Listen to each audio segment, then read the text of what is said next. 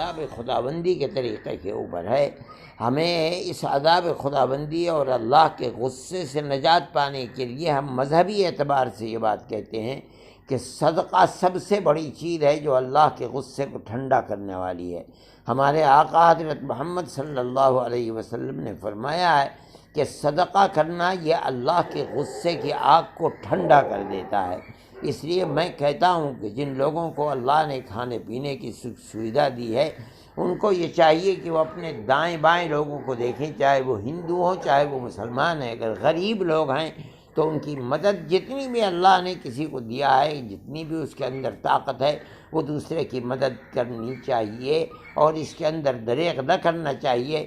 مجھے توقع ہے کہ ہمارے اس عمل سے اللہ تعالیٰ کا غصہ جو ہمارے گناہوں کی بنیاد کے اوپر آیا ہے، اللہ کا غصہ ٹھنڈا ہوگا اور دنیا کو اس سے راحت مل سکے گی۔